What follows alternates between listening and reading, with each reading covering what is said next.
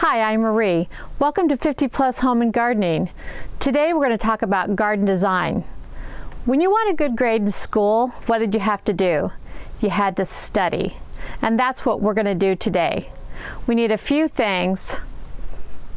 Our phone, principle number 2, and we're also going to use principle number 7. We're going to get our weather app and look at the best day that we can do some sitting.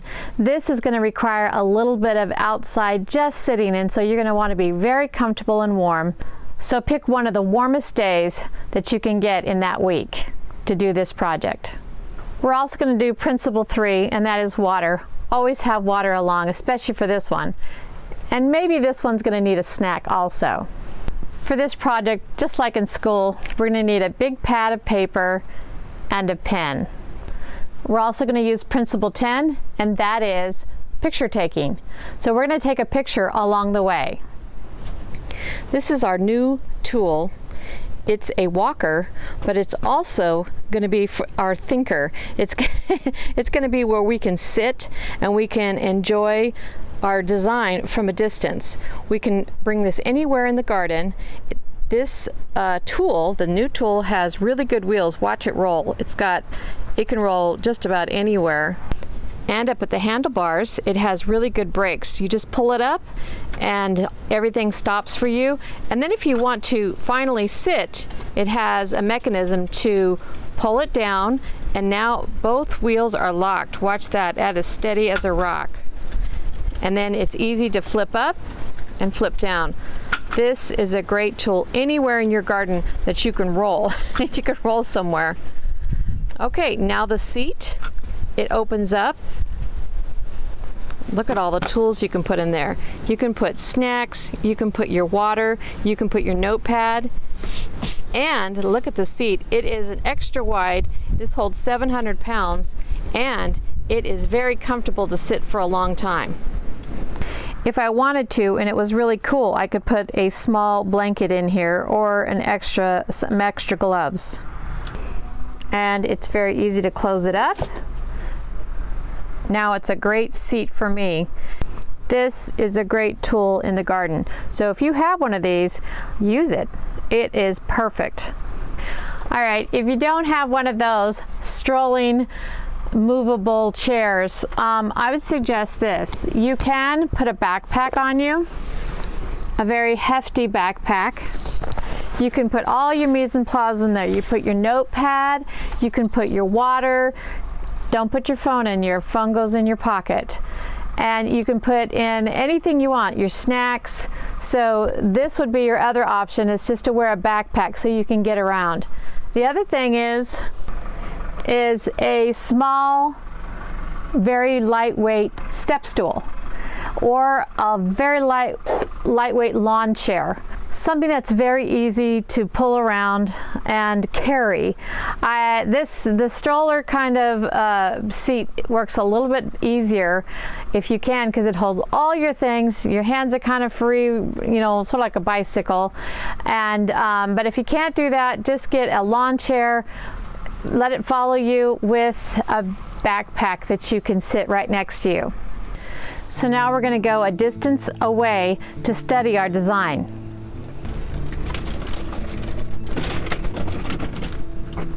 There are a lot of famous artists who do this. They sit down and they observe their subject and they look at it. They look at it from a distance, they get perspectives on it.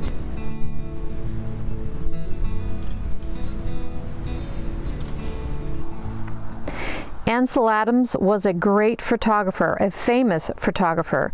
He used this method when he did his photos. He would sit for hours looking at a subject and seeing what was in it. He looked at focal points. He looked at distance between items. He looked at how things were arranged. Were they close? Were they far? What did they bring to the eye? Here's something he put up front. Here's something he put in the backdrop. This picture draws you to see what is further along. This boulder with all its details, brings you into this garden. It brings you to see what is in the distance. What else do I want to look at? It brings you actually to the center. This is where I want to go. There's light beaming from the sky right here. There are two mountains saying, you can look at me, but I'm going to bring you to the center. This is actually a triangle design. Just thinking about it. So anyways, so when you have your garden, you want to look at your space, you want to have some things in the distance, you want to have some interest on the sides, but you want to have all things that bring you to the focal point right here. We want to have all the attention going towards our front door, inviting them into your home. All right, I'm sitting down and I want to sit here for 5 minutes. I want to look at everything in this picture. I want to just look. Just sit and enjoy and then look. I want you to see things in the distance.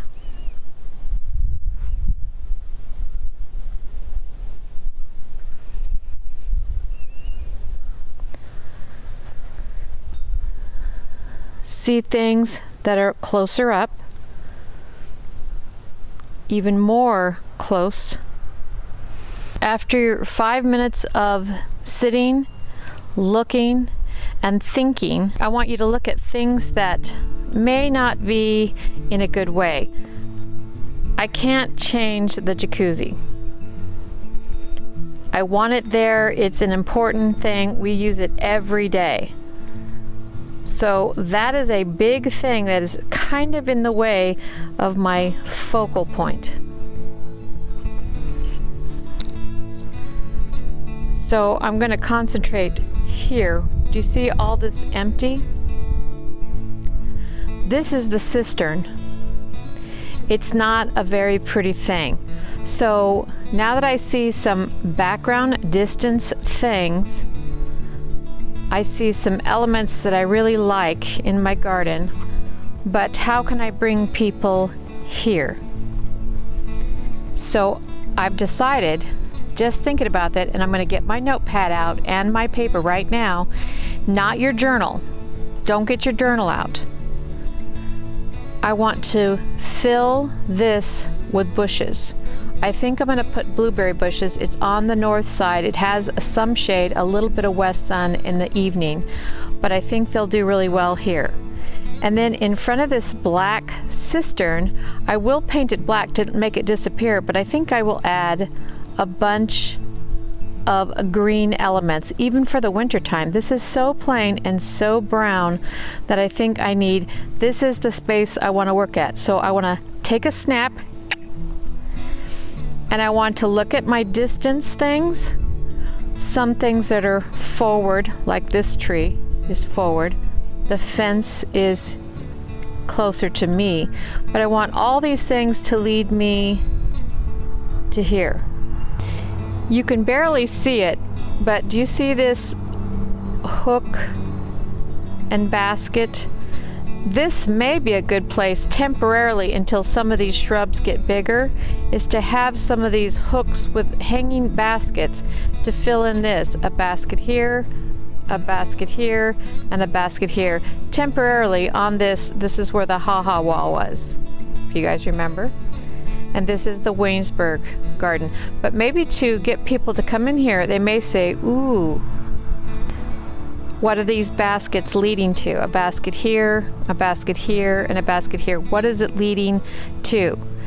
So these are some things that you can do to get your garden to focus on one thing. You can have many elements in your garden, but let them point to somewhere you want people to go.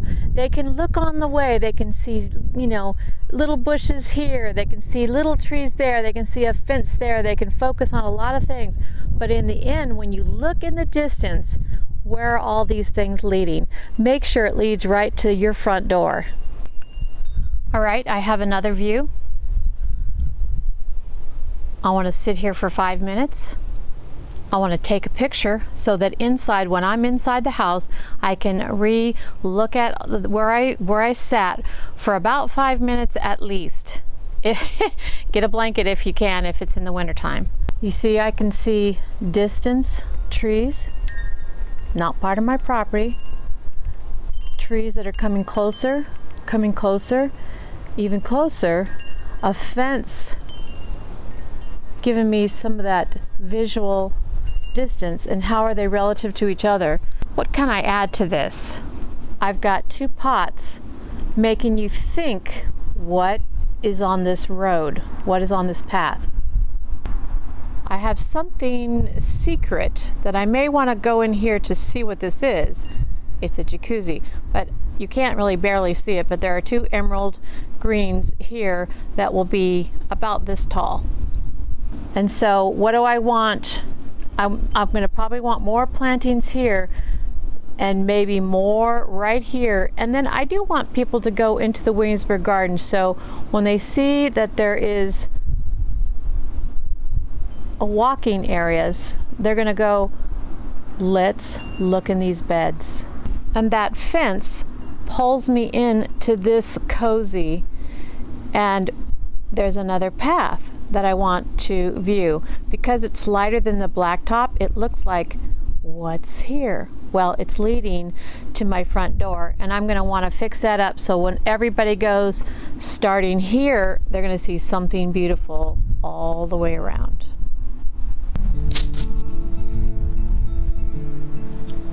All right, I'm sitting. I'm going to sit for 5 minutes. I see beautiful views in the background. This is the street. Beautiful evergreen here, and another tree that has not bloomed yet. This tree in the front sort of picture frames the house. This is where I would enter, but not from here. I'm the only one that comes up here, but I still want to see this view. I want to study it and see what I can improve with it. Picket fence, all the way, pickets will come on.